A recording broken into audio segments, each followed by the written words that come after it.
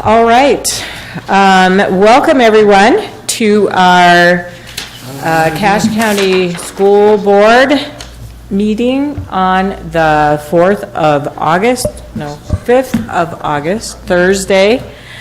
We are in the boardroom on Legacy Campus and grateful that we have people in our room. Thanks for being here. That's great to see you all. We will have roll call. Larry Jepson, board member. Randall Bagley, board member. Steve Norton, superintendent. Roger Pulsifer, board member. Terry Rhodes, board member. Kathy Christiansen, board member. Chris Corcoran, board member. Jeff Nielsen, board member. Jared Black, business administrator. Thank you. And now we will have our pledge and mission statement led by Chris Corcoran. I pledge allegiance to the flag of the United States of America and to the republic for which it stands, one nation under God, indivisible, with liberty and justice for all. Our mission is to educate students for success in a changing world. Difficult night. Oh, thank you, Chris. And we will move on to public input. And no one is signed up for public input. Did anyone come here intending to give us public input? All right, thank you. Moving on to our reports agenda, we will hear a report from the Bear River Health Department presented by Jordan Mathis, who is the new Bear River Health Department Director.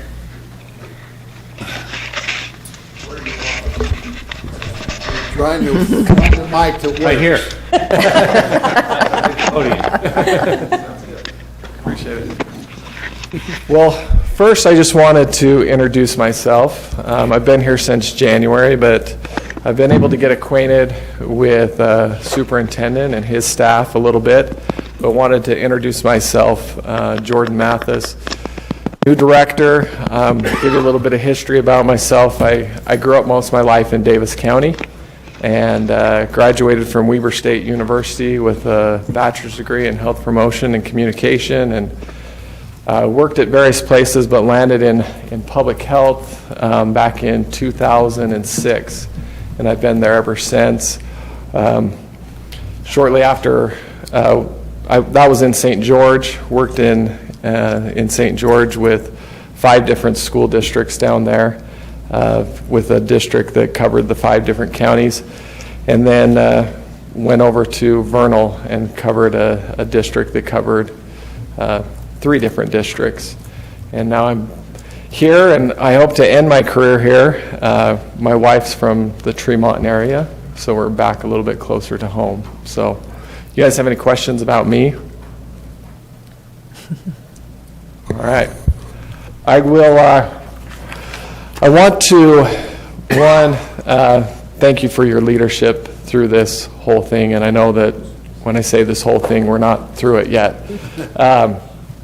But I know that leadership starts at the board level as you empower your superintendent, and we felt that leadership all the way from the board to the superintendents, all the way down to the school level at each level, as we were contact tracing through with you and your staff. We couldn't do what we did last year without the support of your staff.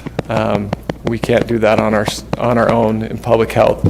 And I say if we could give honorary doctorates in public health, we would be giving it to our school partners this year, because they not only did an outstanding job in continuing their role in education, but they became public health practitioners. And they did an outstanding job. They learned quick, and they did a great job. And we appreciate them so very much for the work that they did, and for all that they put up with from everyone, from us to the public. They were not in an easy situation last year or probably this coming year, but it was good to stand shoulder to shoulder with them as we tried to do our best. And that's all that we can really expect, is that we try to do our best. And I say that they've been involved in public health, but I want to, my philosophy and my true belief is that education has always been involved in public health. When we look at public health outcomes, educational attainment is at the foundation of public health outcomes. When we see educational attainment go down in communities, health outcomes go down in communities. And they're just correlated one with another. And so our educators have always been a foundational part of building public health in our communities. And that's why it was so important for us to figure out how to partner together to keep our kids in school throughout the last school year and this school year, and keep them as safe as we possibly could. So with that, I wanted to present the board with this recognition from Bear River Health Department to the Cache County School District for your commitment and dedication to planning, contact tracing, testing, and vaccination during the COVID-19 global pandemic. Your efforts were essential in preventing disease among students and faculty, which allowed schools to remain in session. We appreciate your partnership to work towards our vision of healthy people in healthy communities. Thank you very much for all you did. Thank you. Test 1, 2, 3. Thanks for coming, Joe.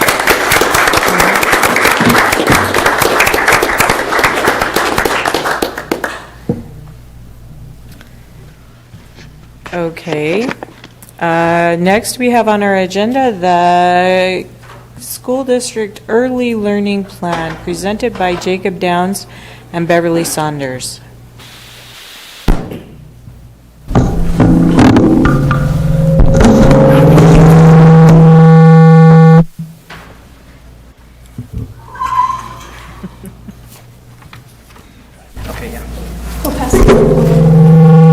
Oops.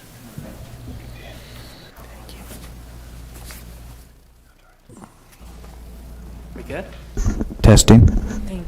All right. Is it Saunders or Saunders? Okay. Thanks. Working technology is great. So my name is Jake Downs, and this is Bev Sanders, and we're both here to talk about the early learning plan for a few minutes. In April, I was hired as the new literacy coordinator for the school district with elementary grades. And Bev, maybe you can take a second to introduce yourself. So I'm Beverly Sanders. I'm the elementary math, science, and STEM specialist for the elementary schools. So we work collaboratively on this plan.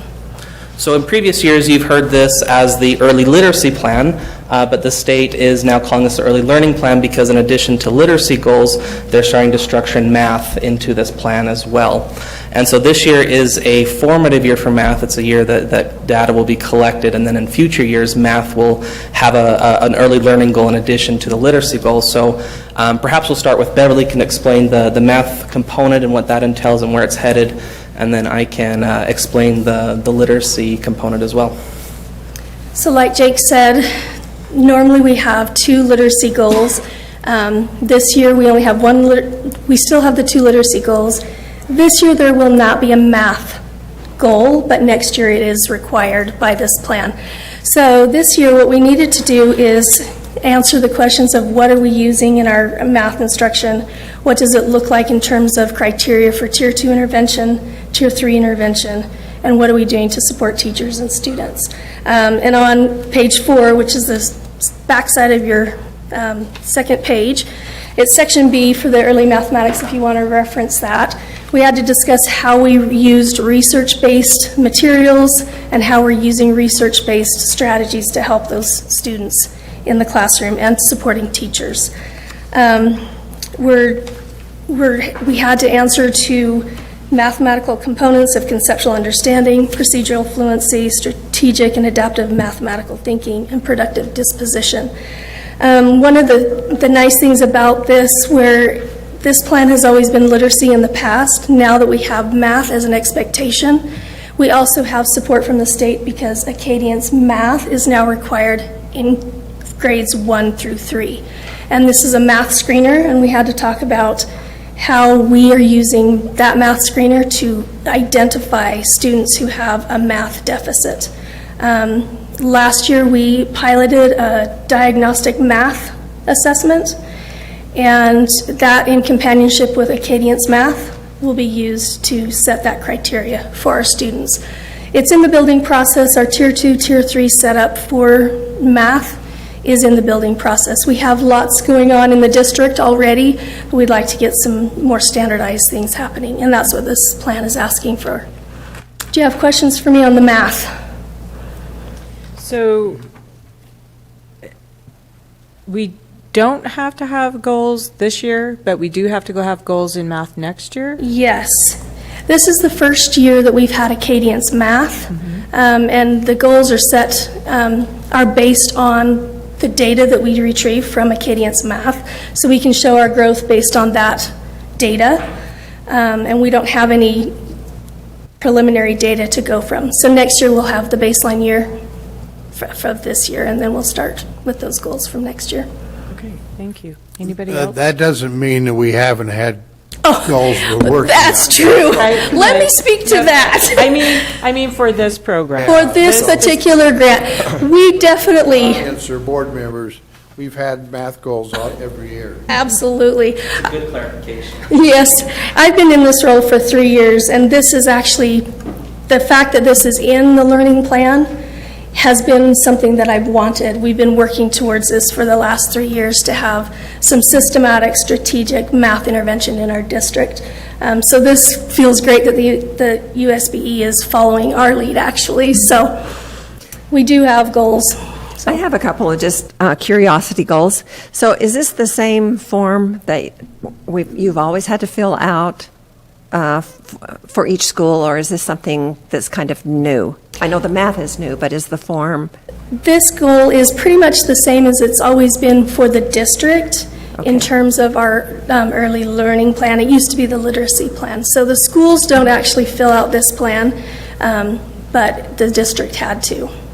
All right. So does the school fill out any kind of a plan, or this is the plan? It's just a district one for everyone? This is the plan. We have school goals that are based on this as well, so they are aware of those goals. They set their goals in their schools with their trust lands funds and all of those things based on these goals also, and the requirement is we have to meet those goals. And if we don't, we have to come up with a way to meet them the next year. So it is connected in the schools as well. Okay, thanks. Any other questions on that part? Thank you. Thank you. So, thanks, Beth. That was great. So, regarding the literacy aspect of it, the main things I want to direct you toward is on the second and third page. So, the section A at the very beginning, it does ask us to articulate what evidence-based curriculum we're using throughout our classrooms with our students in grades kindergarten through third grade, and then how we're providing appropriate supports for our students given the RTI framework with Tier 1, Tier 2, and Tier 3.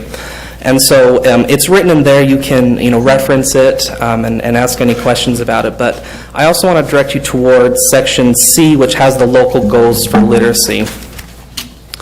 One thing that's important to know is this plan we've been working with the state, and it is pre-approved by the state. So they've looked at this document, both the literacy and the math side of it, and they say they're good to go on it. So once pending board approval here in a few weeks, then we can submit it to the state. But how the goals were selected was there was a team that we got together at the beginning of June we had training with the state, and then we looked at our data and we did a longitudinal data analysis where we reviewed data from 2016 up until now with how our students were doing across each as a composite, as a grade level, but then also in each of the sub-test areas of Acadience. And we identified 2 areas in there that we thought that we could target for growth with our students.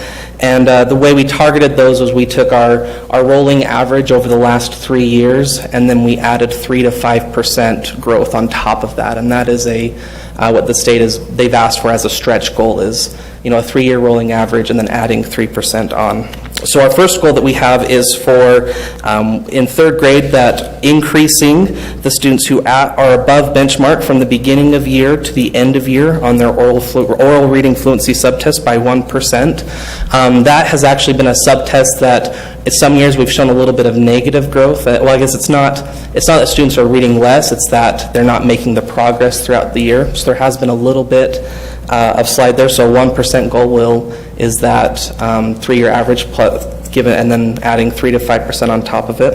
And then the second goal that we've targeted is very similar. We also looked at second grade oral reading fluency and saw a similar pattern where we felt the growth there was not as robust as we would like. So we targeted that for 4% growth for this upcoming year. And then it does articulate in there that we have strategies with doing that, where we want to focus it we want to provide support for attaining those goals at the classroom level in Tier 1 through using gradual release format with students reading connected text within their basal curriculum, which is into reading, to help attain that goal. And we have some professional development plans to help teachers attain that. And maybe I'll pause there to open up for questions on the local goals or on the Section A that we talked about, and then I'll address the last section. Anyone? So in your Section A, you talked about the first goal being for reading fluency. So is fluency or comprehension more important? Just curious. That's a great question. Comprehension is the end goal of reading. Right. So that's the fish we want to get. So how does fluency get us there? So the reason we care about fluency is because we want processing of text. The more smoothly and accurately our students can process text, the more cognitive resources they have to focus on meaning. And so that's why we targeted oral reading fluency here, is because we feel that if our students are being able to read that text smoothly and accurately and with appropriate expression, that they can then be able to improve in comprehension as well. Because they're not so focused on sounding out and those types of things. Yeah, cognitive. They'll have greater cognitive resources because they're more efficient with processing the text. Okay. Thank you. Anyone else? Question? So I have one more, just on the plan in general. So it's called an early learning plan, but it doesn't include preschool? No, K through 3. Does preschool have something separate? That is a great question that I can't answer. I don't know. This grant specifically for kindergarten through third grade. Gary can probably answer Yeah, Gary could that. probably speak to that. Preschool is just a bonus. Preschool is actually not required. We're a K-12 system, so anything we do with preschool is above and beyond. So early learning, early literacy, early anything as far as our system is concerned would start in kindergarten. Okay. Thank you. Were there further questions on that section? Nope. So then sorry, did I cut you off? No, we're good? I just said thank you.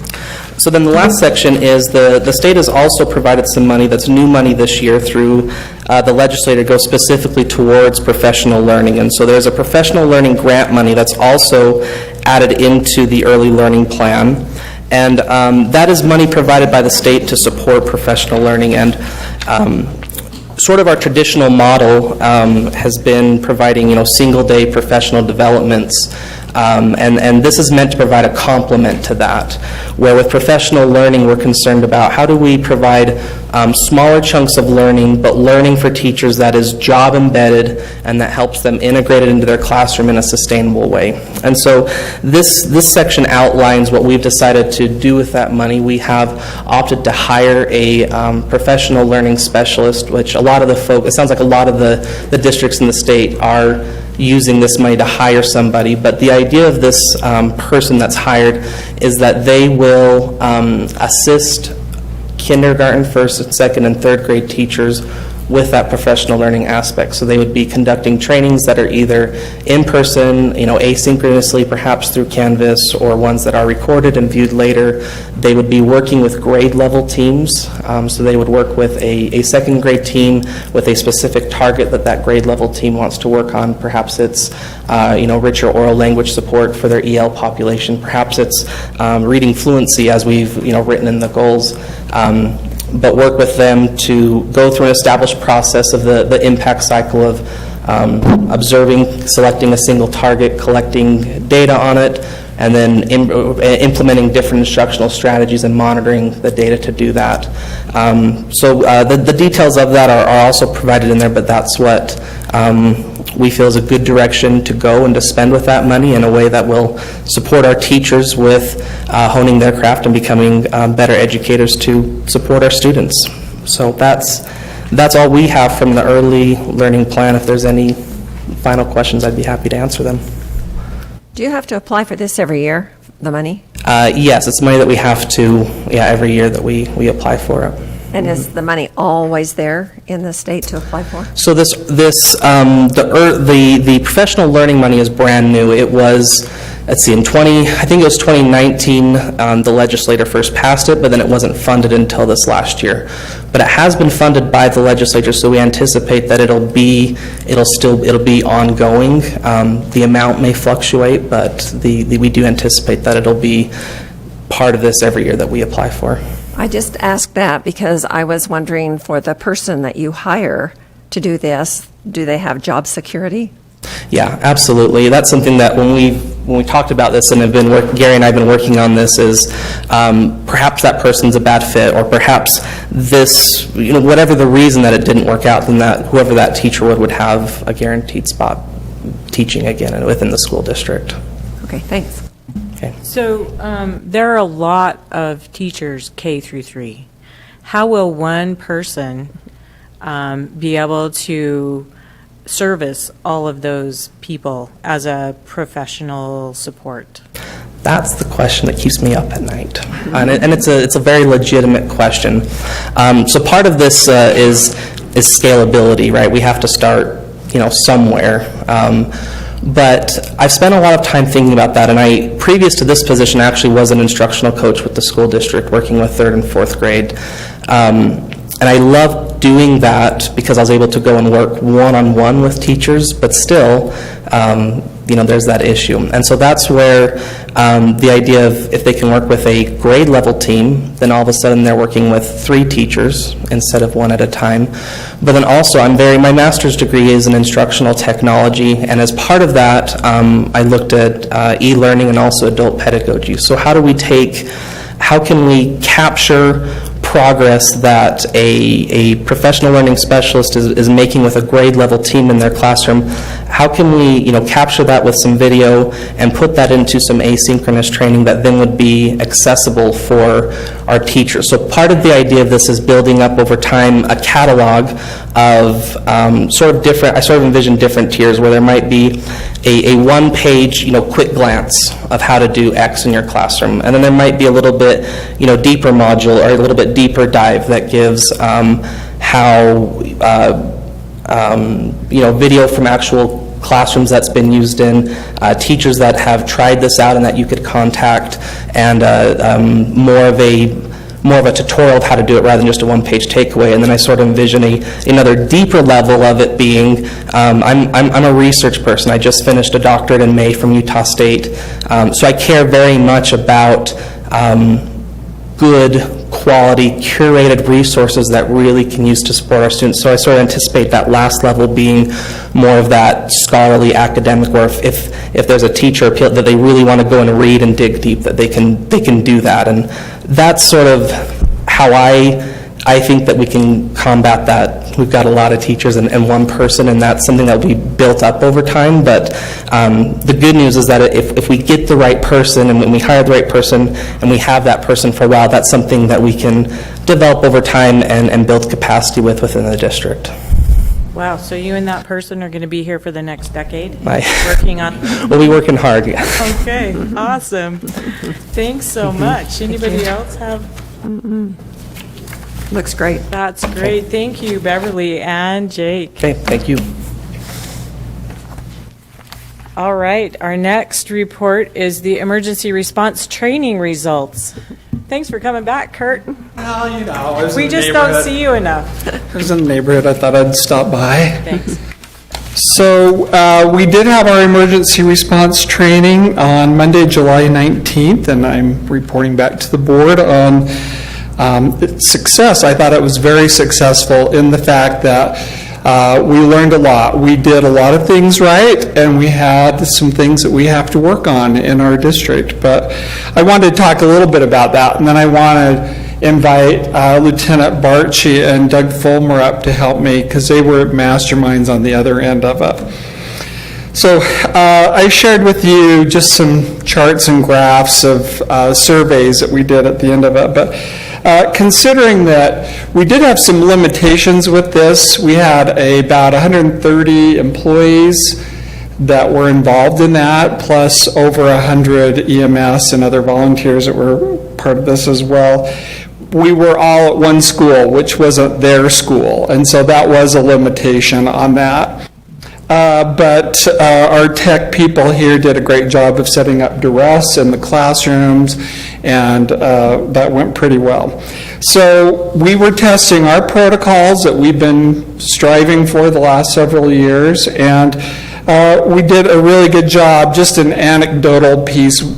We had one teacher in the classroom that was the terminal classroom of the event, and she was doing everything she could do to save the day, but it was already planned out that that was the terminal event, so two of the people that were to be injured she was trying to get them safe in some place, and her doors wouldn't lock, and she's trying to get them in place, and they're like, no, I'm claustrophobic, they were just waiting. So she was fantastic. She did everything she could do to get those kids safe, so that was awesome. Some takeaways that I had on that one. One, and I put this on for each of you, that was apparent for us that we really have to have all of our employees trained in Stop the Bleed, because in any event, whether it was this active shooter or something even more possible, logical, would be an earthquake. The time to save a life, this is a life-saving procedure that would, given 20 minutes or something, somebody would bleed out and die, but just this part would save their life. And so we're really focused on that. We have to work on our principles and establish incident command. I think there was a little confusion on that, but like I said, it wasn't necessarily their schools. And then, teaching critical care, and then also doing the 2 forms of authentication, which is we had stopped the active shooter, but then there was a period of time where people are waiting. We could have done more. It's okay to go and help somebody that's injured. We could have announced that, and we could have put that on duress. But I did want to do a big shout out to our dispatch, because they're the one who actually launched the duress. It wasn't our side, it was theirs, and that's things that we want to do, is have, in an emergency, they might know before we do, and so they were able to initiate that. And just the work. I have so much respect for law and EMS, because it was in all of that, they had observers all over the place, like me and Gary, but they were so professional and just driven on the task at hand, and you're just thinking, this is awesome. We've got people who are very committed to keeping our community safe, so that was awesome. So I'm going to have both of you come up, and then you can talk about how long it took to finish off the end results. Kurt, can I ask you one question? Yeah. Okay, so the number one thing then is stop the bleed. Do we have equipment or whatever in classrooms for We have teachers? some. That's our big thing is tourniquets, and they're like $16 a piece. So that's kind of a very expensive thing. It would be great to get at least a tourniquet for every classroom. That would be our goal. So we've been gradually adding them, and principals have been adding them as well. We have Stop the Bleed kits that we work on putting like hemostatic bandages and things like that in the classroom. So that's kind of a work in progress. It is, and this year I'm putting them in all of our kitchens in the school, so they will have them as well. Thanks. I'm up. Go ahead. Doug just told me he's retiring, so I'd like to take this moment to make Doug tell you guys about the entire event himself. Go ahead, Doug. Wow, throw you under the bus. We'll keep it brief. Board members, I just quickly pulled up as of June 17th, there were 271 mass shootings in the United States. 20% of those only happen in school settings. The demographics and the locations, everything have been changing rapidly, but I would love to give a huge shout out to Sergeant Barchi, who helped facilitate this. Whether you know it or not, this has been 3 years for us to get to an event and train like this. Every law enforcement, fire, and EMS agency, the paid individuals there, all attended 2 days of training to help facilitate building up just for this. Heaven forbid it ever happens on our watch. I know it would be the worst day in any parent's day if it were to happen at their school, but I feel that we're much more prepared for an event like this, but many agencies are involved, from the dispatchers to the school system that have prepared their people, to the students, to the hospitals that receive them, to the fire, the law enforcement. And so I hope that you would continue to support this kind of training, and then hopefully we never have to implement it, but that we are prepared in that case. So thank you. Thanks. Not a debrief at all. My name is Michael Barchi. Sorry for throwing Doug under the bus, but that was really fun. Thank you. So in regards to this event, what we planned and talked about overall is we have certain benchmarks. We know what national standards are, and the way we planned it out is there's really 3 phases where we can't have much administrative control or touch on it that we have to have happen. This event was designed to strictly test that process and how we get to saving lives. We went through the process, and part of us says that our objective, the average active gunman event, again, nationwide, all events included, ends in under 5 minutes. Those events take place whether they self-terminate, an individual ends their own life who choose to hurt others, or whether there was law enforcement interdiction. Today, for that event, we were able to interdict this individual at about 3 minutes and 21 seconds, which is well within the standards that we were looking for. Our law enforcement, the training that we had, we were very confident that they would be able to do this. We've been implementing this for several years, but never on the level that we have over the last several years. Countywide, so you guys understand, we have started what's called the Hostile Event Coordination Committee.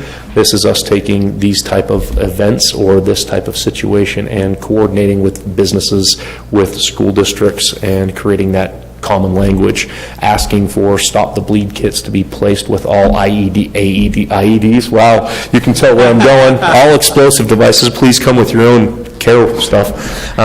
For all AEDs, we're placing Stop the Bleed kits with them, whether that's a personal business. That gives us a uniform response when we're getting to places to be able to provide care. We're trying to coordinate that across the entire county and having great discussions. The next phase of an event like this, we focus on stopping the killing, and then we focus on stopping the dying. Stop the Bleed is the training, the tool that we've identified countywide to try and help do that. From a county perspective, we know that we need to help coordinate this better and ensure that it's working. The school district has been taking the lead on helping train that and developing that. You've been working with your people. In fact, we've even had discussions about possibly enrolling that or putting it into play for the health classes. For students, it's more commonly going to be used in a car crash or on a camping accident than it would be anything else. And we all like everybody surviving things. So in this incident, we had struggles with communication. It was a beautiful opportunity to assess where we were. We learned a ton specifically related to this. We know some certain data and specifics that we want to have people rapidly evacuated out and gone off scene in under 20 minutes. We did not meet that objective. It took us over an hour to get the final patient out of the building. That dealt with a lot of different things that were taking place, and from a training perspective, as we would review it, most of our people stop or only have one training cycle on this specific care, and we obviously recognize that as much planning as we can do until we get that down to the end level and the end user and they understand what those objectives are, we're not going to stop. As a coordinated committee, we do have a 3-year training cycle where we involve law enforcement, EMS, and then eventually do another test. That's what this is. This is an assessment of us saying, are we communicating well? Are these the right processes in place? And we learned a ton to help us all grow and get better from this. Thank you very much. We did have some donations. I forgot the company. Do you remember who that was? Secure Lift. Secure Lift, who are donating, I don't even know what they're called, like lifts, like emergency lifts for each of the schools to have, if they have to carry someone through injured. Yeah, it's pretty awesome. So, all right. So will you be back in 3 years to do the assessment again? We will do an assessment again. Again, this is a county-wide thing, and whether we partner with the school district or we talk to any other community partner, local businesses that may want or engage in this, this is designed to test the entire system. You could, if we're invited back to a school, I guarantee you we're going to come back to a school because that's what people are concerned about. And it's actually, we're so much farther ahead in the planning processes because of what Kurt has done, the emergency standard response protocols, and what our dispatch can do, integrating communication. When we started this planning process about 7 months ago, I would have told you that we were going to, that dispatch would have never, ever started these alarms. They never would have set this stuff off. And then we had a couple of critical incidents in the real world that they activated things, and we started seeing great success. The Summit Elementary, when the school breaker caught on fire and they had that reported, that was a phenomenal success. Firefighters were like, what is going on? I mean, we got them out of their lazy boys, all that stuff was great. So it worked out really good, and we're really developing some solid relationships with that communication piece has been fantastic. Yeah, I don't know how much it costs the school district in order to facilitate that training, but I know that as for our agencies, it costs us thousands and thousands of dollars to allow us to do the training 3 years ago, and then to pull this off, we had to backfill all of our stations, and so it's rather expensive to do that. It's money well spent. We did recognize that over half of our people have less than 3 years on, so they weren't able to attend that first training. So we recognize that we have turnover, just like in the school district. You'll have to continue to repeat the training, but it's very worthwhile. Thanks. Any other questions from board members? Thanks, Kurt. Thanks so much for For coming doing back. everything, yeah. Wanted to do it for a long time, and I appreciate Yeah. you hanging with it and pulling it off. Yeah, thank you. And happy retirement to Doug. Excellent. Next on our reports agenda is board policies. Update on section 9,000 foreign exchange students by Kirk McRae. That's a hard act to follow, and I don't have any law enforcement backup. I got you, Kurt. Okay, thanks. Thanks, Lieutenant. Okay, keep that firearm handy. I'm here to update and basically replace the old foreign exchange student policy that has been in the district for over 20 years. We have a vibrant foreign exchange program in the school district and have had for many years. The state of Utah, about 15 years ago, kind of standardized the foreign exchange program, and the state will fund 328 foreign exchange students for the state. And each district then will apply for those allotments and then work with foreign exchange agencies to place those students. With the addition of Green Canyon and Ridgeline, we were originally at 10 students before we split. Right now, we're at 18 students that the state has allocated us for this upcoming year, and we've actually added 2 more. If allotments go unused in the state will ask for districts to reallocate those, and we do have high demand up here in Cache Valley, which we take as a good sign. So our plan for this upcoming year is to place 20 exchange students, again, as evenly as we can in our 4 high schools. But the purpose of this policy would be to provide some guidance for that exchange program.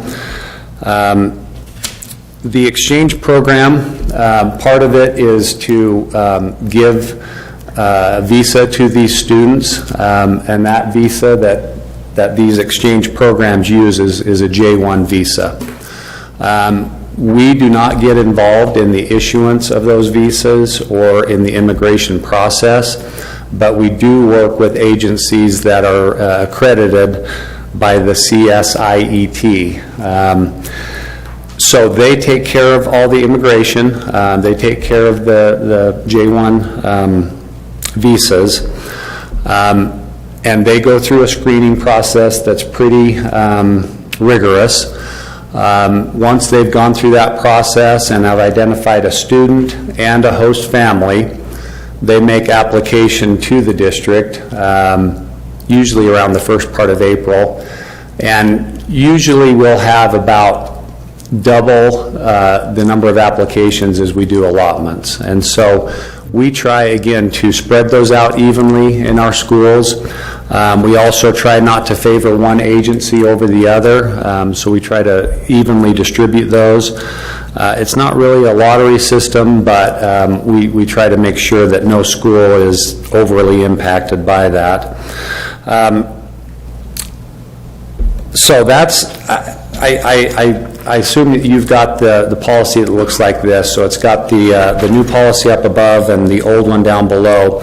The whole idea behind this really is cultural exchange and diversity. We've had excellent success with these students. They have not been a burden or an impact on our schools.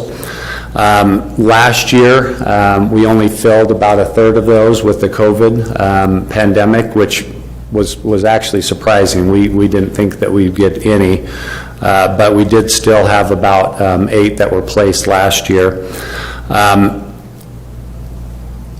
So the first segment there just talks about that process and recognizes that the amount of students placed per year might vary depending on that allocation from the state. Section B acknowledges that in law there is something called a one-to-one exchange, and this is pretty rare. I've only seen it a couple times in the last 5 years.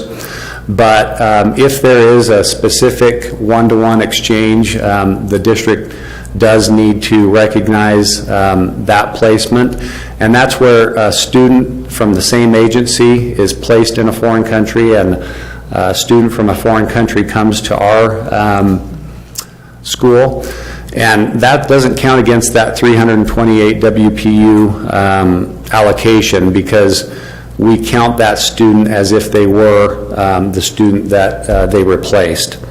So Section B just acknowledges that when those situations arise that we honor those. Section C, this is our recommendation. We do have students that generally come that correspond to a junior or senior in age. And so the question does come up, can they participate as a graduate from our high schools? We know that they can't receive a diploma. They're only enrolled for 1 year. That's part of the exchange program. But Our recommendation would be that they not get that award of participating in those formal graduation exercises. When we looked at this 3 years ago, before the pandemic hit, we found that our schools, our high schools, were handling that differently. The two on the south end of the valley were not allowing foreign exchange students to participate. The two on the north were. And it was creating some friction among some of those agencies and host families.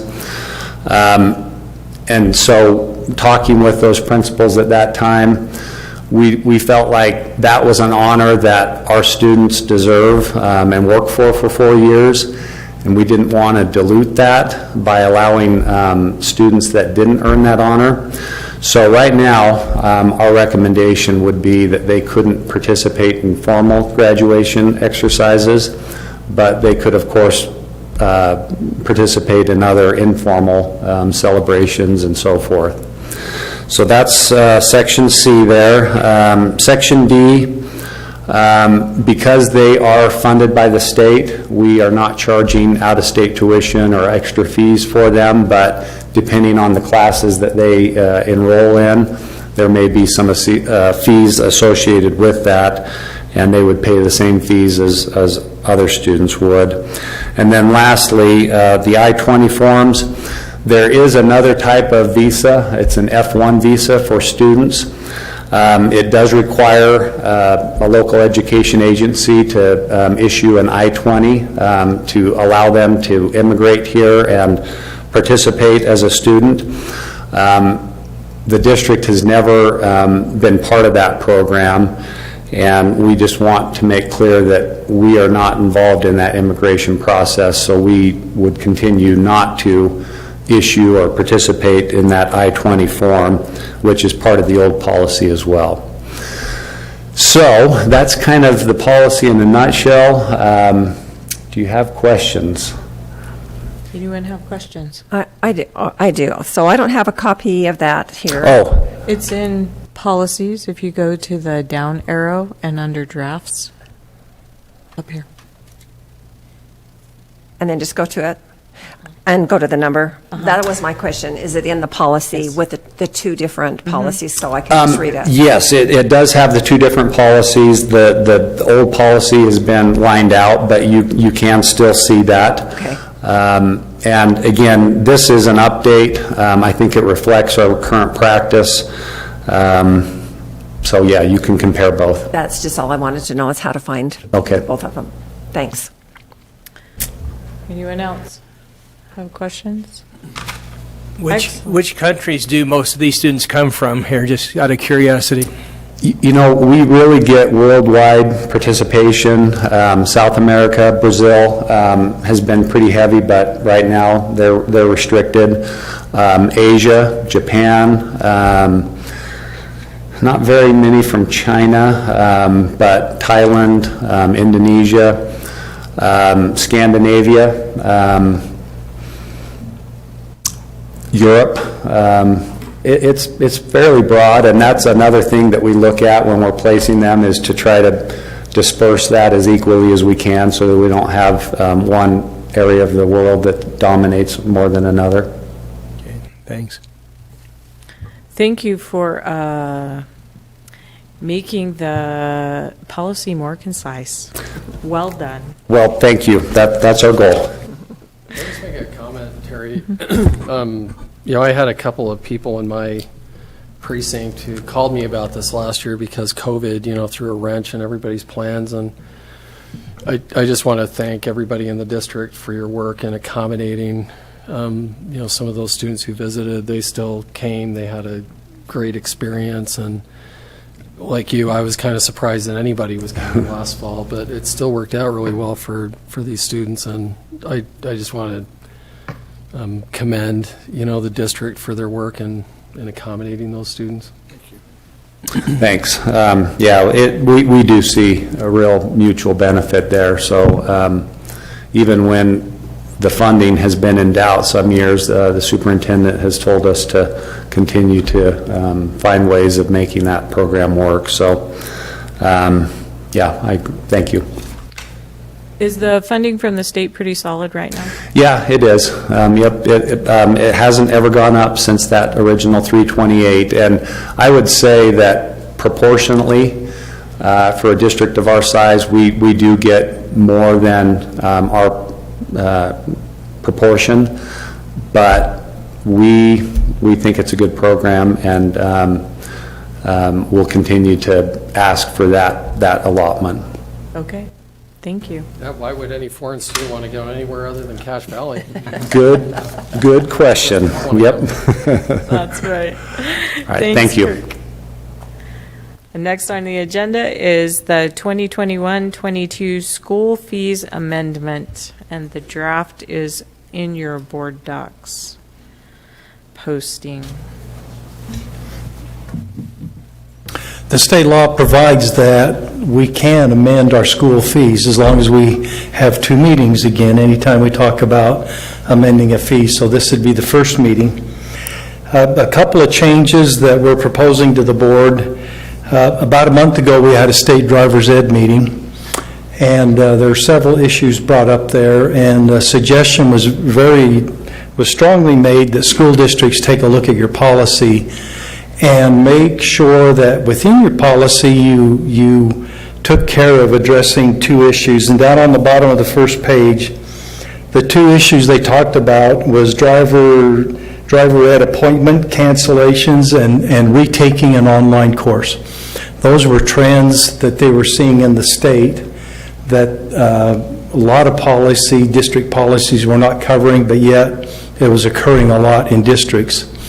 So we came back from the meeting and we got all of our driver's ed teachers together and we talked about these 2 issues to see where we are in Cache District as far as students canceling an appointment. And what I mean by that is the instructors schedule a time for students to show up to go on their scheduled drives. They have to have at least 2 students in the car with the instructor. If for some reason one student does not show up, now the instructors canceled out and the other students canceled out. And it's really caused a lot of problems. Now our teacher said we're not having a lot of problems that way. And typically you won't, because students don't want to miss their drives. You know, they want to get their license. And the other one is completing an online course. And around the state, the problem with that is they set no limit they gave them up to a year to complete an online course. Now, if you give a student a year to complete an online course, guess what they do? They wait till about the last week and then try to complete the online course. And when we talk to our driver's ed teachers, they propose that we set our limit at 12 weeks, a trimester. And then if they don't complete it, there is a fee to retake the online, because now we're paying that instructor a second time to work with that student online. Even if the student online starts a course, the instructor is paid at least an hour of time. That's the way it works. And get a second hour of time if the student completes the course. So the idea of the fee here, the $50, is to help compensate for the teacher if they do not complete the online course within the 12 weeks. They can take it again, but there is an additional fee to do that. And it's also, if there's cancellation fee, it already took an hour away from the instructor. They showed up to do their job, but the student didn't show up. Now, we're not having a big problem in any of those areas right now in Cache District. We're not. And when I've been thinking about this for a week, I'm thinking maybe $50 is a little high. Maybe it ought to be down closer to $25. The other districts we were talking to, they were up to $75 for both a cancellation fee and a retake an online course. But I'm surprised they didn't have a lot of pushback from parents on that, because I think that's a little high, especially if you're just trying to cover the cost that you have to replicate. 75 is too high, and 50 is probably a little too high on that. The only thing I would say, Mike, having experienced that, taking my daughter over at 6 and then someone doesn't show up, is that it would encourage a behavior and people would give more of a priority to it, if you know what I mean. So I'm okay with the $50, but... And that's what the people suggested. That's what our drivers suggested. And so that's the purpose of that on the driver's ed, both cancellation fee and retaking an online course. And then on the second page, there's a couple of areas there. First of all, under section F, you can see we added the word officials there, just so it's full disclosure. When parents look at this and see what's our maximum fee covering, there's a huge cost in, and it's getting more and more every year to pay for officials. And nowhere in any of our paperwork do we say the word officials. And our athletic directors wanted at least that word put in. Now, I'm not asking to increase any fees there because they're not hitting their maximums right now that the board has approved. In most of our sports, they're not hitting those. So we're not asking for an increase in our maximums, but however, now you may see, if they list football, they may see, well, not football, let's say track. They may see when they have to explain what their fee is covering, they may now see official or time, something like that, as part of the fee for that class. But it still will be within the board-approved maximums on that. Nothing will change on that. And then you can see cheer and cheer stunt squad in red. That's because they used to be down in co-curricular. They're now being moved up to Utah high schools because they're both going to start falling into those categories, and we just changed and put them up into the correct categories. So those are the changes that we're asking the board to consider. So the amounts for cheer and cheer stunt squad didn't change? Didn't change. They just moved? Just moved them up to a different category. Yep. Anyone else have questions? I do. Okay. On this driver's ed thing, can that fee be waived and have to be paid by the school? If a driver's ed fee is waived, we'll get reimbursed from the state. Oh. But not the cancellation fee. The fee for the class. But if it's like they're retaking a class, no. They can't waive that because they had an option. The first time it would have been fee waived and the state would have paid for it. Okay. But they won't redo it a second time. I was going to say, that would not teach a lesson if it's waived. Yeah. All right. Any other questions?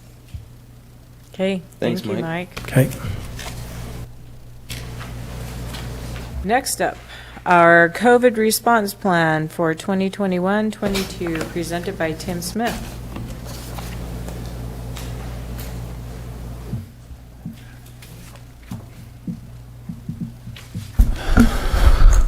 Jeff and Jared, thank you for wearing a tie so I didn't stand out. Appreciate that. We knew we had to try on shirts, so why wear a tie tonight? Yeah. All right. Just wanted to say thank you again. When we finished the school year up, it felt like quite an accomplishment to have finished the school year last year and accomplish what we did as a school district with school Monday through Friday. And again, just want to express thank you to the board and appreciation for working with us last year in a very difficult time. I would like to tell you that I'm really confident going into this fall, given the status of COVID, but the thing has reared its ugly head again, and but we have a lot more tools and a lot more information at our disposal than we had last year at this time. The health department did present earlier and say thank you to the board as well, and I just want to express thank you to them as well, that we met with the health department, the Bear River Health Department, weekly last year and started weekly meetings again 3 weeks ago, and they've just been a great partner, shoulder to shoulder in this whole thing. And Some things have changed this year that you may have been paying attention to in the news. First of all, there's been some legislation passed that impact how we respond to COVID this year, both from a state level and at a local level. Some of that legislation, instead of having those authorities at the state level with the governor, those have been distributed to local county councils and local health departments. And so I think it's more important than ever this year that we have a strong partnership with the Bear River Health Department and in working with them on our COVID response this year. So you'll see some changes based on some of that legislation, but you have in front of you a COVID response plan for 2021-22. And that plan, if you notice, if you flip it over to the back, is not just a COVID response plan between the Bear River Health Department and the Cache County School District, but we've expanded that to a unified effort between the 4 northern Utah school districts, which are part of the Bear River Health District, and we have been working with the other school districts, so we have a unified approach to how we're doing COVID. Let me just take just a minute on the front of this form to talk through a couple of issues that you may, because I have had calls from patrons already. I'm sure some of you have had phone calls or emails, and I want you to be able to be prepared to answer questions as they come up of what our approach is this year. So let's start with the big one, face coverings or masks. We know that about this time last year, masks were mandated across the state by the governor. That is not the case this year. Masks are encouraged to be a tool that we use in classrooms, and we want to make sure that any student or staff member who chooses to wear a mask in our system feels welcome and comfortable to do so. And that's really important to us because we can't predict all of the circumstances someone may be facing in their own family, whether they could be all vaccinated or for health reasons some of those individuals could not have been vaccinated. We are going to provide N95 masks to any staff member or any student this year. The governor announced that he would like to do that. We're going to go ahead with that, despite if the governor is able to pull that off, so that we have some extra protection for the students in our district and the staff that feel like they need an N95 mask. Any questions on masks? Okay, COVID testing. You're probably aware that we got heavily involved in testing last year as a school district. We hired an outside contractor which helped us with our test to play and test to sway protocols that we had, and that is not the case this year. The Bear River Health Department has a grant to help us with testing, both ongoing diagnostic testing when someone is ill and wants to just find out if it's the common cold, the flu, or COVID. They have that opportunity, and we'll work at advertising that. And also if we have to go into what's called a test to stay protocol, which is really the only testing protocol that's left, the health department will help us with that as well, and we're appreciative of that.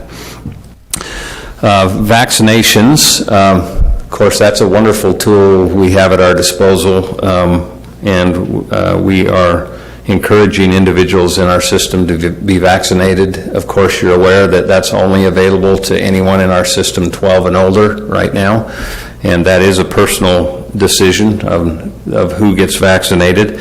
Just to give you some numbers, and the health department, if they want to speak up and correct me on any of these, but the last time we took a snapshot through them, they had the snapshot, we were somewhere in the neighborhood of 58% of adults in Cache Valley between the ages of 18 and older that had been vaccinated. I think that's probably steadily climbing as individuals see the news, and so I'm sure that'll continue to climb. If you look at the population 65 and older, they split that into 3 groups. Some of the groups are as high as 95, north of 95% vaccinated, but if you took the group as a whole, I think it's down around 85%. And then as far as 12 to 18-year-olds, we took a snapshot a few weeks ago. That was sitting about 25 or 28%. That's now up to 30%, probably north of that already again. So we have had it's only a third, but it's still a significant portion of our 12 to 18-year-olds that have taken advantage of the opportunity to get vaccinated. KSL article last night, the state is encouraging student athletes to be vaccinated, but of course that's not a requirement. That's just a strong encouragement that those athletes do that. So we will continue to push our illness protocols in the school district, which is if you're ill, please stay home. And again, seek testing to take advantage of that to make sure that you don't have COVID. We'll continue with hygiene. The simple hand washing and hand sanitizing can work wonders. And enhanced cleaning. We know that COVID doesn't spread like we thought it did last year at this time through touch as much, but we'll continue with some measures to do some enhanced cleaning, more frequent cleaning of high-touch surfaces, strategic cleaning of high-use areas, and focus cleaning if we have a classroom or school that gets an outbreak. If you flip that sheet over, we're now moving from prevention to intervention. We know that we're going to have cases of COVID in our schools. That's a given. How much when we start school, we don't know. But just like last year, individuals who test positive for COVID, staff or students, will be asked to isolate. Will need to isolate and be out of school for 10 days. If after 10 days any fever or other symptoms have also subsided, they can return to school. That's a little bit differently if they have a parent or sibling in their home that has also has COVID. We'll get into that down in the quarantine though. As far as individuals who are exposed, the state has a couple of different definitions, but the definition we have in here and worked out locally is that if students are considered exposed if they are on a team or in a classroom for 15 minutes or longer, because remember this year we don't have masks in most cases unless students choose to wear a mask. And if that is the case, if we have a case in a classroom and individuals meet any of these three requirements, they regularly wear a mask. We wanted to incentivize mask wearing, so there's a good reason to do that, and have had COVID-19 have had COVID-19 in the last 90 days or have been fully vaccinated. There's no recommended restrictions for those students. But if you have been exposed to COVID-19, and we'll notify through email of any classrooms that have had a case in those classrooms, there's basically three recommendations. And those three recommendations are quarantine at home for 10 days, wear a mask at all times while at school during the 10-day period following the exposure. That was a recommendation last year at this time that didn't make it through. And then wear a mask at all times while at school during a 7-day period, and then if you go get a diagnostic test and you're still symptom-free, that you can return to school. Everybody that has been exposed ought to do, at the very minimum, monitor for symptoms, and if they have symptoms, take advantage of testing.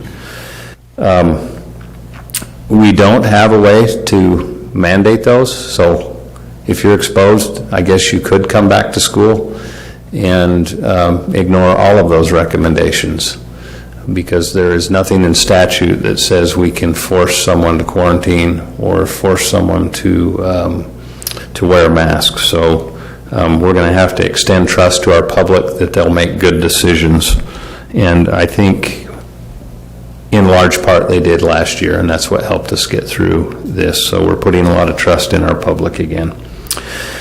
As far as the test to stay, let me just explain really quickly how that works.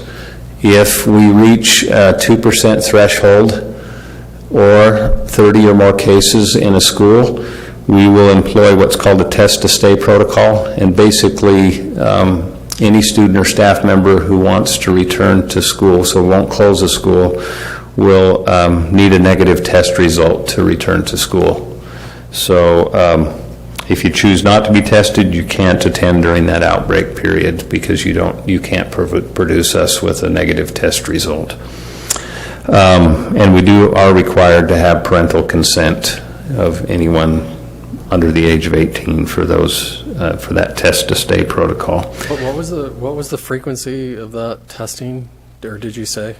When you say frequency, Of the test to stay, if you reach that threshold, like how? just during that outbreak period, we would do a test to stay event to allow us to continue school during a period of days while we made sure that the outbreak had fizzled out in that school. It's much like we did at Ridgeline last year. We closed Ridgeline for 2 weeks, and our case count, which was above 15 at the time, climbed above 30. And then as we were out of school for 2 weeks, that dropped. The only difference with the test to stay is you would let them come back, but you let them come back with a negative test result. Tim Jordan had his hand up. So the outbreak's based off a rolling 14-day case count, right? So active cases stay active for 10 days. After that, they drop off. So we have to have 30 active cases within that 14 days is the way it's defined in statute. Does that help you? That's what would get us to that threshold. Is the only place they can be tested is at Bear River Health, or? No, we'll have teams out at the schools for a large testing event, so that we can do that. But if it's not a large event, then they go to Bear River Health to get tested, or? You know, I think next week we're going to talk about that. You can come on up, Jordan. Yeah, I mean, we'll work out logistics, but if a parent doesn't want their child to be tested, they'd rather go to their physician. Just in case we have anyone online. If they want to go to their physician or some other clinic that can provide a confirmatory test, then all it says is they have to have a negative test. So that would be like Walgreens or some of the places like that test as well? Yeah. We will be offering them completely free. Some of those other places may charge an insurance or charge a fee, but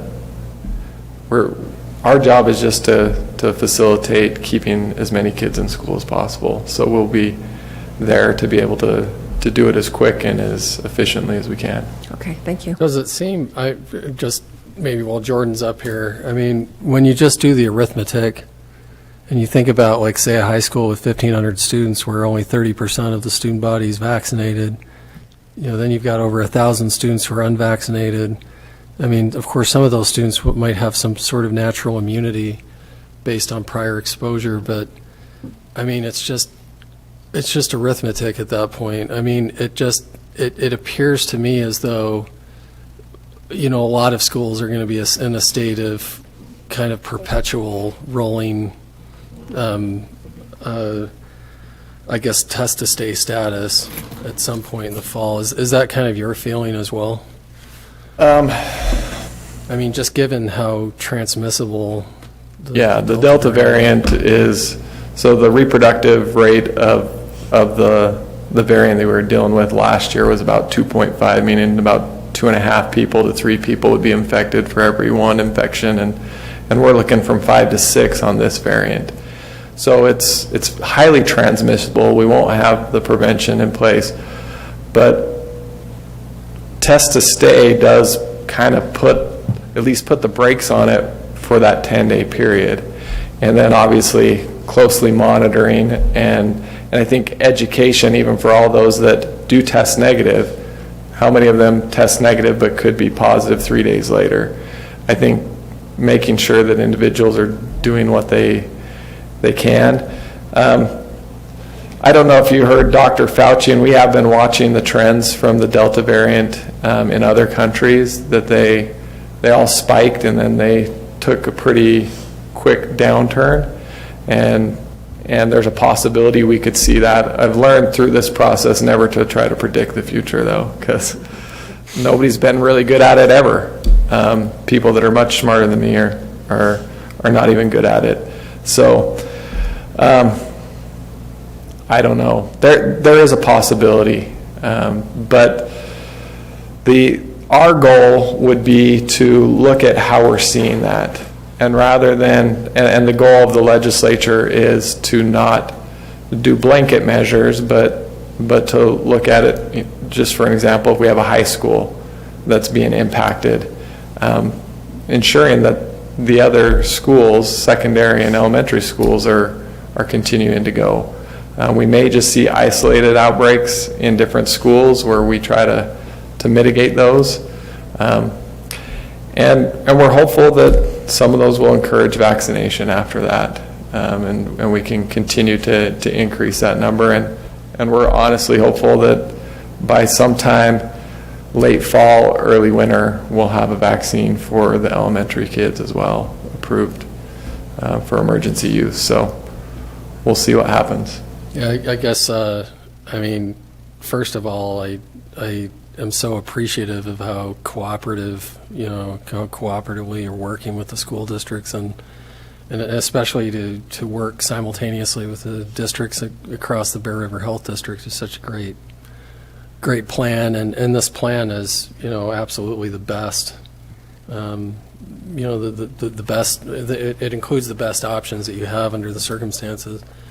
And so I mean, it's impossible to predict the future, but I guess my comment is I hope that, I hope that especially teachers and staff at schools are bracing themselves maybe for a rolling kind of test to stay status, basically, at least maybe for, some period of weeks while it spikes, because once all the kids come back, that's highly probable. And we have talked if we see 10 cases in a school, we're going to be having increased dialogue with the school district and the administration of that school to potentially increase the communication of the need for increased mitigation, and not necessarily an order or anything like that, but saying, please help us consider these things. So we will be trying to avoid that threshold as much as we can, and that's kind of what we'll start conversations as soon as we start seeing increased numbers. So yeah, thanks for all your work. Yeah, I'm not sure why you decided to take on the director's job in the middle of all this, but I was doing it. Kudos to you. When he said he'd like to be here a long time, I was hoping that was later than sooner. So. Can I ask just a quickly related question to this? It has more to do with the schools than testing and so on. With if a school is kind of in a test to stay mode, and even if it's not, where you have students who may be electing to quarantine, if they test positive or they've been exposed, is it kind of are you kind of going with the same plan in terms of modalities, how the material is going to be delivered to students, and so teachers are going to kind of be expected to provide some alternative sources to students. You hit a very important part. In fact, that is in statute that we have to, as a school district, let's say that got 100 kids, 60 of them test, give us a negative test, go back to school, 40 decide, I don't want to test. We have to, in state statutes, continue to serve those 40 students from a remote standpoint. And we've left our options open. We're not tied to the 990 rule this year, a number of hours. We are to the 180 days. That we may need to intervene there if we get in a situation where that's requiring more of our teachers' time to try to teach to two modalities at the same time. But we didn't want to do anything blanket until we're kind of taking the Bunker Hill approach this year. Until we see the whites of their eyes, we try not to fire. So that's been a lot of our approach. And the breaks with the test to stay is not the only breaks available to the health department. I might be speaking out of turn, or to the county council working in concert to say, you know what, this got a little further than we hoped. And there are some other mitigation approaches that they would have at their disposal in helping us with. So, but again, let's see what happens. And you're right, you can't predict the future. We may be last year, none of our elementary schools really hit a level because we're cohorted into small classrooms. And really, the only schools we were dealing with hitting thresholds were mostly our high schools. And I'm assuming that's going to be the case out of the gate this year as well, is that if any of the schools give us immediate trouble, it will probably be those high schools.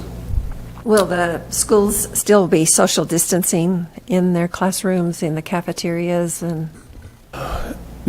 Yes and no, and we're encouraging that, but it's really hard. Social distancing was never really possible even last year, where we've got 30 to 40 students per classroom. It was a nice thing to say at a national level, but in Utah, it was much more difficult to really pull off. Okay. So, But we did do things like get the desks as far apart as we could. So it wasn't that we just ignored that advice. And the national guidelines this year with social distancing adopted Utah's 3-foot status instead of 6 feet because they knew that with masks, 3 feet social distancing was enough. But without masks, we don't know what we're going to hit. So we don't have our elementary kids in masks. So what Tim's talking about happened last year. We don't know if how fortunate we're going to be with the younger population as they come in without that tool at our disposal. Mm-hmm. Well, I know they social distance in the halls by having them walk certain ways. We do. And the lunchrooms where they sat far apart. Is that a required thing now, or? It's not required, but it's recommended, and we're going to do it as much as possible. So it'll come down from the district or each principal that gets to decide or what? It'll be our own.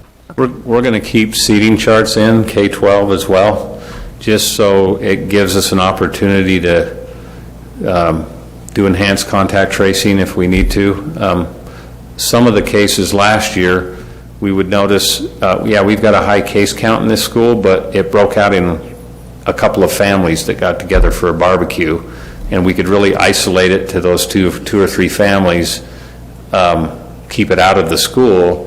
But in other cases, we'd get a band room that had 6 band members sick, the teacher was out sick, and we knew we didn't have an outside event that was spreading. It was something happening right in the school, so we could pivot and take a little different action. And that's what we're hoping this year, and we think that parents will support us when we take common sense approach to, hey, we've got a problem in this 3rd grade classroom. Let's target this 3rd grade classroom and work with the health department, try to figure out where the spread is coming from and intervene where we can in that classroom to mitigate the virus. And that parents support us even after some of the stuff last year. We closed the classroom this summer in our summer school because we had a sick teacher and sick kids, and parents were very supportive, said, totally understand. I don't want my kids to get COVID or bring COVID home. So they were very understanding of those approaches when we had an incident going on. So. Thank you, Tim. Thank you, Jordan, for your help and your plan. And anybody else have questions? Just to let you guys know, and I talked to Tim about this on the phone last night, but interestingly at USU, and I'm sure Jordan knows this, I mean, at least right now, the plan isn't to demand any of that. There won't be, of course, mask wearing is encouraged under the same circumstances that Tim's just outlined here, but they, per state law, they won't be mandating it. But even beyond that, the president has decided that we're not going to modify the face-to-face experience at all. So, we still have online options, obviously, that predate the pandemic, and those have expanded a little bit. But the plan in the fall is not to change any of the modalities. Last year I taught a class with 200 plus students in it, and they had to rotate so that, a quarter of the class was in the classroom socially distanced wearing masks, and then I'd Zoom to the rest of them, and then they'd rotate in groups. None of that this year. So they're not, none of the news about the Delta variant is prompting the university to move back, to say, well, let's pull back and put things online, or let's change the modality or anything. They basically said we're full steam ahead. We have a very unique situation in the Valley that we'll have a large university population coming in from all parts of the country to come back, and so that'll be another variable in the mix. Anything else on COVID before we move ahead? Moving ahead on COVID and moving ahead on the agenda. Our next item is the strategic plan report, which is why Tim is still here, because he's presenting that. Yep, I'm stuck here, so. You have a copy on your board docs. And I'll hand you a paper copy. All right, I'll try to be fast with this. One of the big questions coming out of COVID, and it relates somewhat to our strategic plan, is how much learning loss did we incur? We had a very nice presentation from our literacy folks on their early literacy plan. I wish we'd had time to have Jake go into the data on the early literacy results from last year, at least on the measures that we did internally on our Acadians. And Gary wants to come up and speak to this at all, he's welcome to, but I think we saw very encouraging numbers for the students that we had in person last year, and the learning loss that we did not experience that other districts did. Just one other anecdotal thing, the state called us a few weeks ago and said, what on earth are you doing in your middle schools? And I said, what do you mean? Well, your math scores, you maintained math scores better than any school district in the state. We'd like to come up and figure out what you're doing. Those things, I believe, are directly related to our strategic plan and some of the things that we did in our middle school math and that we have going on in our high school math. So anyway, the state's been working with us on that, but there's a lot of data to still come in. That was the raw data they were looking at, but as we get that data, we'll see kind of where we fall with our elementary and middle school and high schools. Just really quickly, some of the accomplishments. One of our big goals in our strategic plan was to put some curriculum in place. We know through a lot of research that a common guaranteed curriculum that teachers can work on together, work in professional learning communities together, teach on relatively the same scope and sequence, lends a lot to supporting good programs and good instruction in schools. So over the last, even in the midst of COVID, over the last couple of years, we've replaced our entire K-6 math curriculum, our 2-6 reading curriculum, our 7-8 math curriculum, and our 9-12 math curriculum in a common format. And then we also have a Tier 2 intervention, which I think is another reason our middle schools are up, that we have going on in our middle schools. And so that's looking good as well. Something not on the strategic plan that Chris will find interesting is one of the other things the state is interested in piloting in cash, and so we're going full force ahead with that, is a data analytics pathway for kids. It's a big area. There's a lot of students that don't go through the calculus route. I had my own students that were interested in the social sciences take statistics and go that route when they were in school, because that's where their career interests were. And so we're going to work with the state. One of the things, there's not a lot of data analytics on the tests that we take at the end of the year, so the state's going to actually work with us in piloting some end-of-level tests with data analytics as well.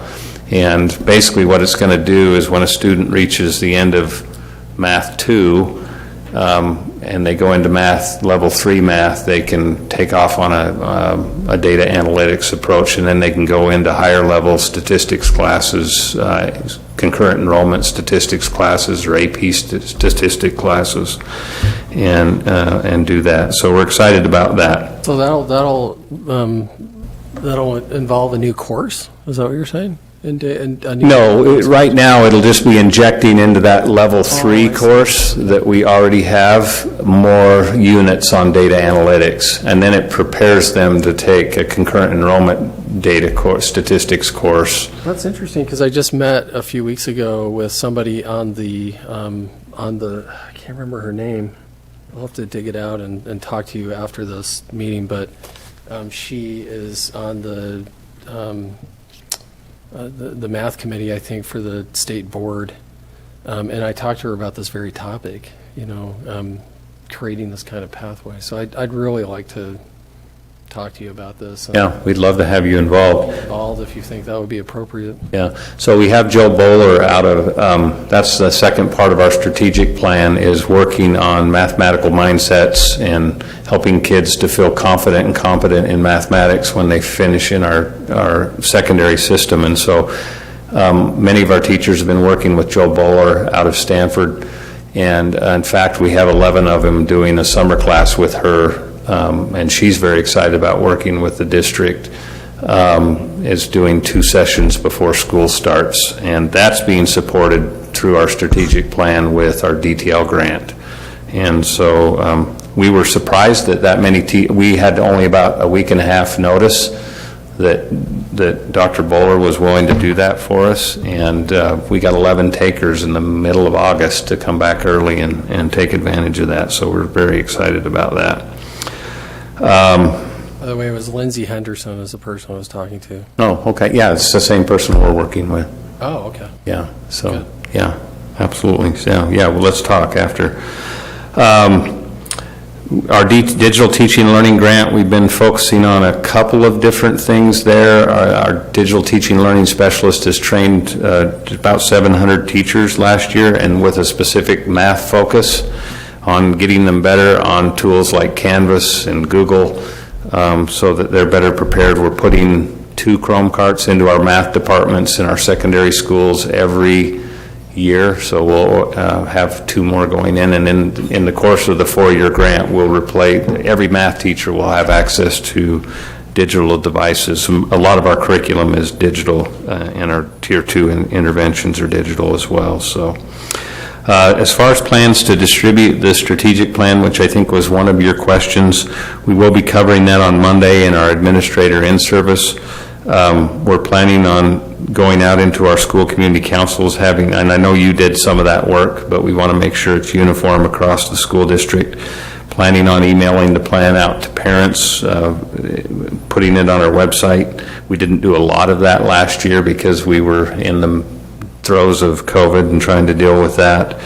And then specifically working with departments. I know Gary's got a lot going on in his professional development in the end of September, specifically related to his early literacy reading program for that goal number 1 that you have in the strategic plan.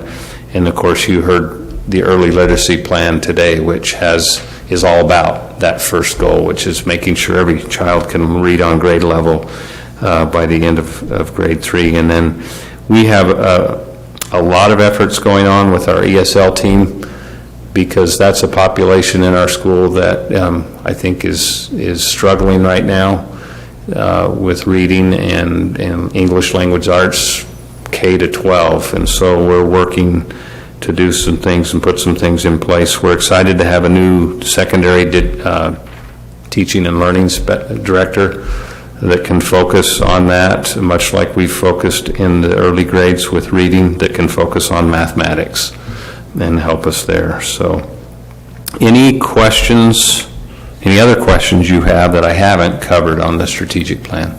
So I was the one that suggested we put this on our agenda today because I wanted to know how it was being disseminated out into our patrons, to our teachers, whatever. You've answered a lot of those questions. Okay.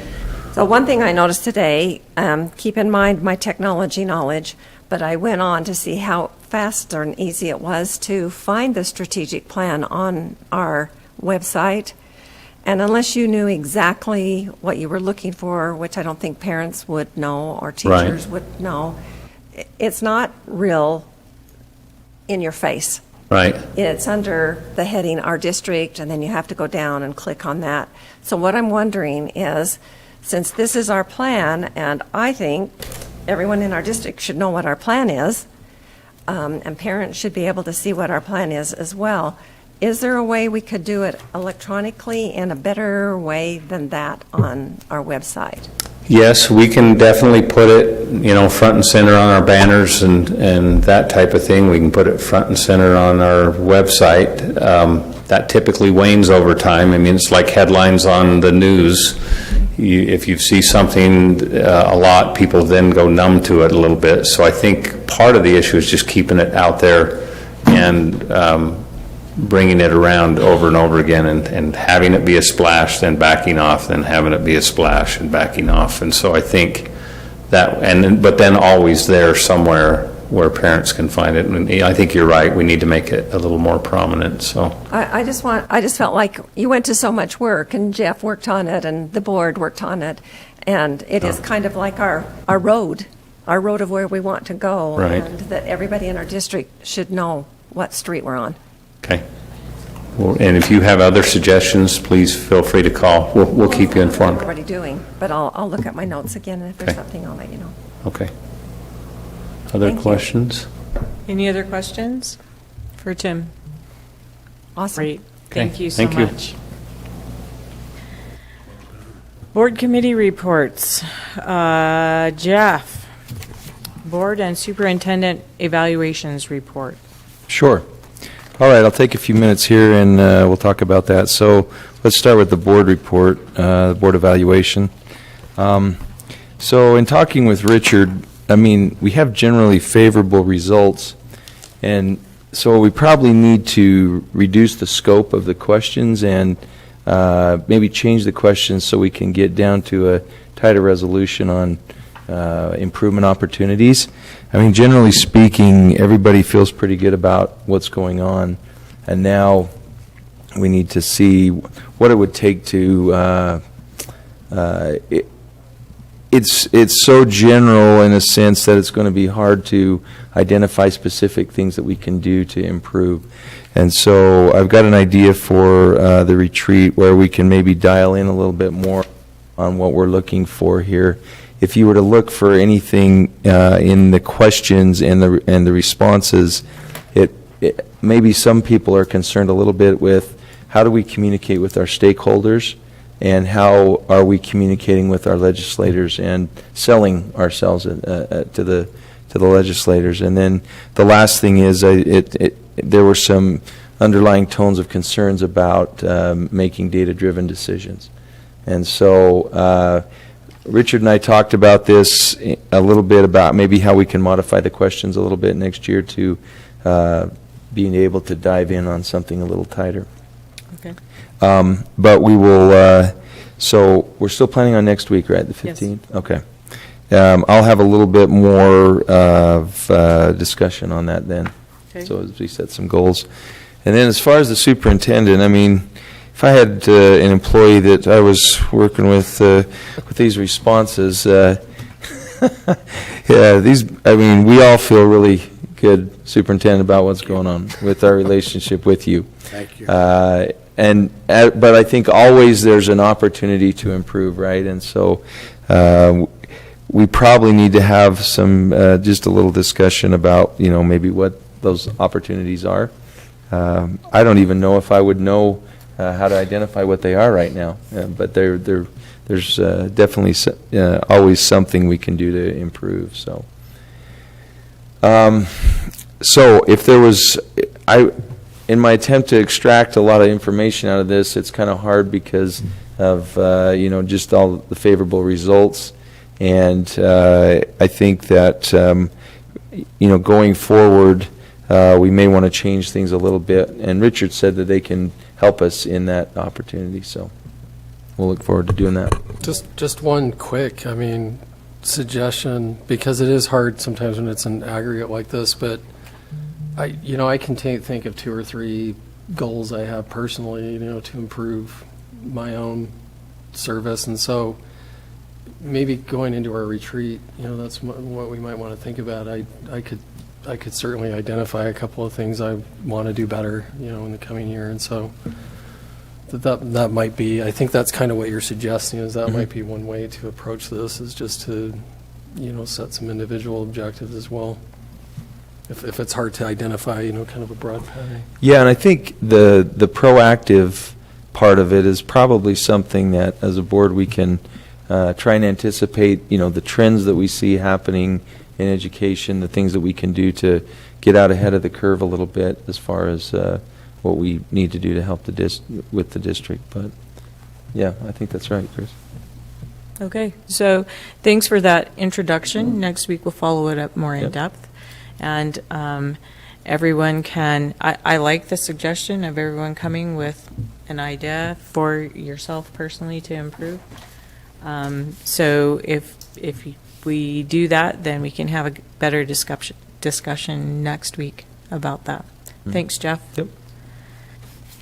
Okay, Kathy, Audit Committee meeting report. Okay, this will be really short. We had an Audit Committee meeting prior to this meeting, and there were two things that we did talk about. One of them was increasing the cost of fixed assets that the district will track. So right now in our policy, the schools are responsible for keeping track of any items they spend from $500 to $5,000, and then the district is responsible to keep track of the $5,000 and over. But the recommendation has been made, since prices of things have gone up, that we change the school's level to $1,000 instead of $500. So anything in their school under $500, Under $1,000. thank you, under $1,000 would not be kept on a tracking record. So what it will do is lighten the load for each person at each school who has to keep track of. Larry understands this very well. As one who did that for many, many years, I wholeheartedly support it. You wish it would have happened about 20 years ago, right? Right. And we were kind of concerned about the computers that are under $500 and other equipment, but the IT department keeps track of all of those, so they know every Chromebook, every computer, whatever there is in a school. So if something came up missing, they would have a record of the item. Mm-hmm. Okay, and I think we have to vote on that, right? The board has to vote on We'll it. bring it to We you. do, but we'll do it at our third meeting. Okay. Yeah. Okay. And then the last thing was that Alan did some training for the high school financial secretaries, kind of got together with them so that he could see what their concerns might be. And we will probably be doing a little bit of a board policy change in conjunction with the responsibilities of the secretaries and the principals. And so Larry's going to head this up, and that will be worked on, and then we'll bring it back to the board with those changes. And it basically gives secretaries a little more freedom to express to the principals when the budget is not balancing like it should be. And so anyway, we'll get that up and going and back to the board. Thanks, Kathy. Anybody else have a committee report that you want to? Yeah, if I could just take a second here. Agenda has been working really hard here with the employee recognition gift cards for those with increments of 5+ years of service here. She said she'll have those ready by next week here. She wanted to know if we wanted to sign them. And there are going to be quite a few of them. There's going to be about probably around 370, 380. So she wanted to know if we wanted to sign each of them individually, or if we just wanted to take those that are in our precinct and take our 3 or 4 schools and do that, or just skip the whole thing. So does anyone have a preference on those? You mean skip the signing? Yeah. Oh, okay. Yeah. But her goal is to have each of the principals present those at an assembly at the first part of the school year to the employees, hopefully in front of students and other teachers, to recognize them, just so that the students and other employees can, be a part of that. So any thoughts or ideas on that? That's quite a few if everybody signs 380 cards, but if we each took our 3 or 4 schools in our precinct, that would probably cut it down to 60 or so. I like that idea. I do too. We could, yeah, she could, oh, she's not here. She could, And she says she can group them to schools. She can have each of those in a certain school. There will be a few in the district that may not be a part of a school, but we could, assign those too. There'd be a few of those. so will the card be printed at the bottom with, from the Cache County School Board, from the Cache County School District? What will it? I'm not sure on that. Okay. We can find out. All right. Yeah. That'll be good. We can follow up on that next week. Yeah, well, yeah, she'll have it ready, so she can show it to us here next week when we meet, yeah. I've seen the box with them all in it, but I don't remember how it's... Could she send a copy out on email? Yeah, I saw that. I'm looking at it. And wow, that we have teachers, 5 teachers who are at 40 or more than 40 years. That's pretty amazing. Super amazing. Anyway, but I'm grateful for the ones who have 5 years. Yep. I'm grateful for every teacher who stays teaching in this district, who is doing their best. So we'll sign those next week. She'll have them organized by school, did you say? Yeah. Okay. We can do that at next week. Next week's meeting's looking longer and longer. Sorry, guys. We'll have a meal. There will be a meal. Okay, does anyone else have a committee report? All right. For my president report, I'll just report on the JLC meeting that I attended on Tuesday. I don't know, Jared or Steve, were you able to join in remotely with that Tuesday meeting for JLC? Okay. No, I was out of the district that day, yeah. They created, they finalized the creation of the legislative priorities for USBA at that meeting. The number 1 item being a request for a 5% increase on the WPU, in addition to the 2% increase that's already in statute. And then a lot of other things, but one of the things that we'll be requesting in that those legislative priorities, and those legislative priorities will go to the delegate assembly, which, Chris, are you planning to attend that on the 22nd?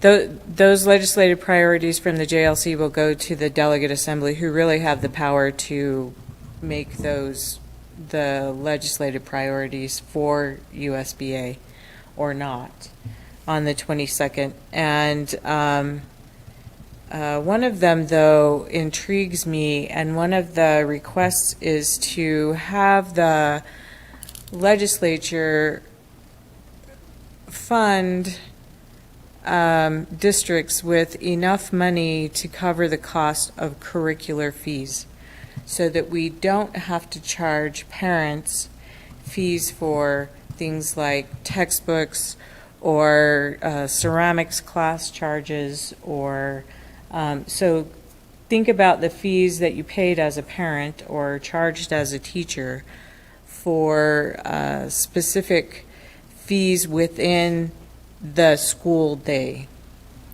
So like locker fees and textbooks and things like that.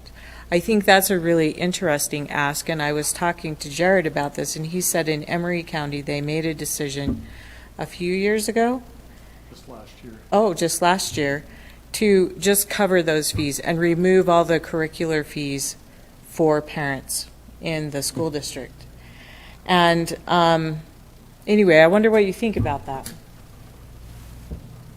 As an ask for the legislature, and if they won't do it, if we would consider it, Jared, could you figure out how much it would cost us as a district to just remove those fees? Yes, we could figure that out.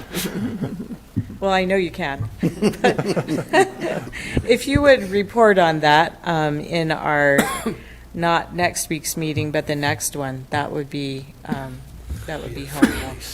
But any thoughts? Yeah, I mean, could you imagine if you could go to parents and, I mean, if you had the means to do that, it would be a tremendously positive message to parents to I mean, I think, of course, it would provide a lot of relief, but it would garner a ton of goodwill among parents if you know, the district were able to make that kind of blanket statement. Yeah. I just keep thinking about it since it came up in JLC a couple of meetings ago. It seems like a really reasonable thing to do. But I guess we'll wait for Jared's data on that and what the cost is. I think it's a great state goal, and I think that it begs the question, why could Emory do it, and why haven't we thought about it? Exactly. Yeah. Well, because they have more tax money than we do. Yeah, it's the rich district, poor district syndrome. And Jared can figure out how to do it here. We'll gladly follow him along. Yeah, that's the issue. It would be nice if we did it on the state level so that it would even it out, and you just would do it for all districts. And I don't know what they would do with a district like Emory, who's already gone ahead and gone down that road. But it's a substantial amount of money. I know. And unless the state indicates that that's where the money should go, then you have to look at all the other areas that it could go. And our goal has always been to keep teacher salaries as high as possible. So when you put those two on the balance scale, I'm going to probably take you one direction, and I would put it in teacher salaries if we had that money on an individual school district basis. So. Well, the initial estimates from, I lost his name, Todd Halber, who is the UASBO president this year, and for how many years? 4? I don't know.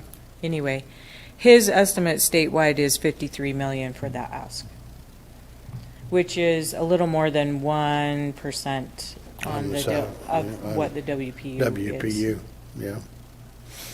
Anyway, I'm really intrigued by that idea. So